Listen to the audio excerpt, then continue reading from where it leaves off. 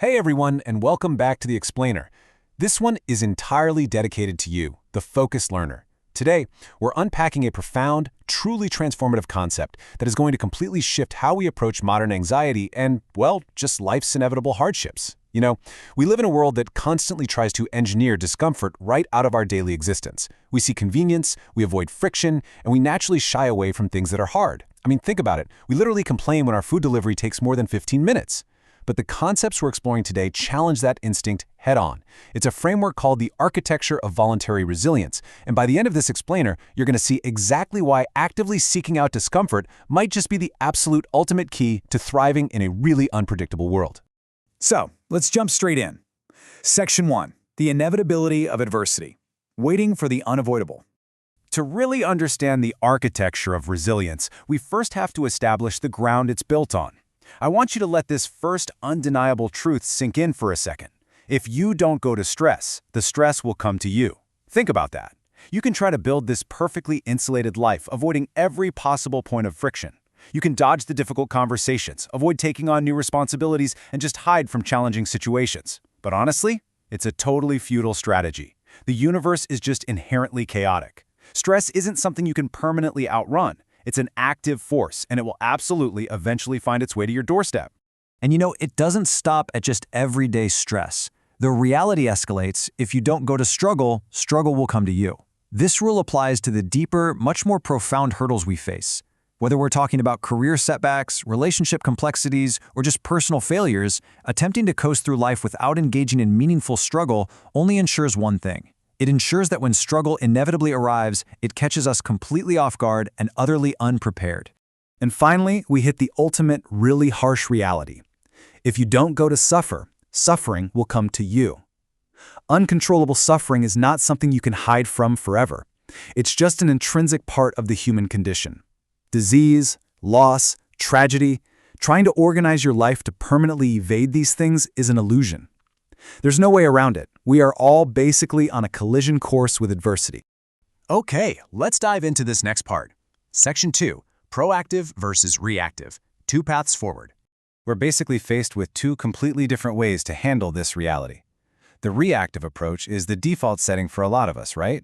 Just waiting around for life's inevitable uncertainties and challenges to hit us, which, frankly, leaves us incredibly vulnerable.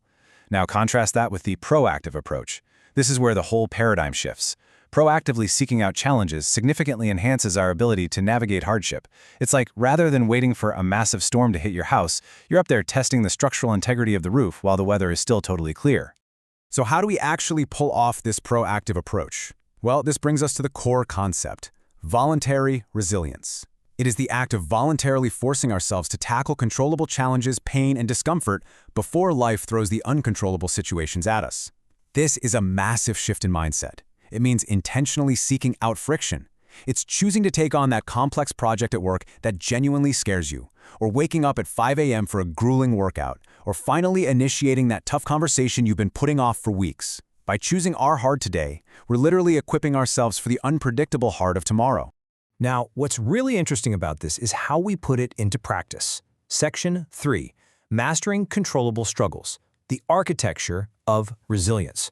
Let's walk through the exact mechanics of building this architecture.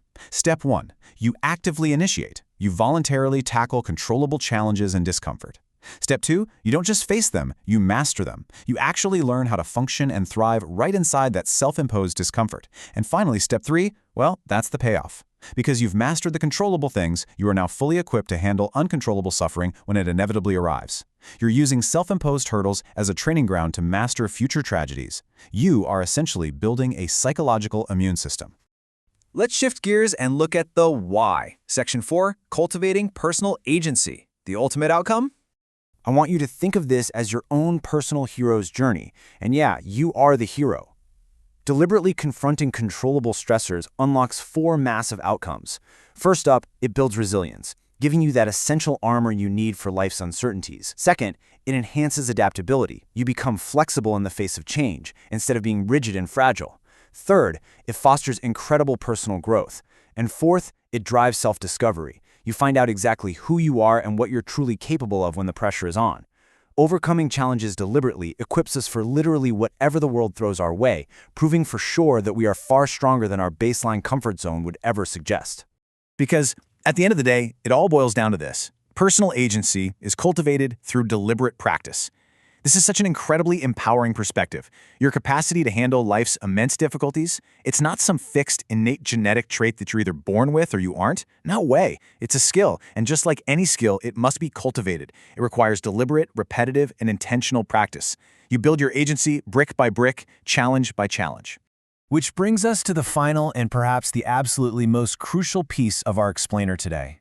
This doesn't just offer some nice philosophy to think about. It demands real action. So I'm leaving you with this direct question based on everything we've just covered. What controllable challenge will you voluntarily choose to face today? Don't wait for the stress, the struggle, or the suffering to just come to you. Go out there and meet it on your own terms.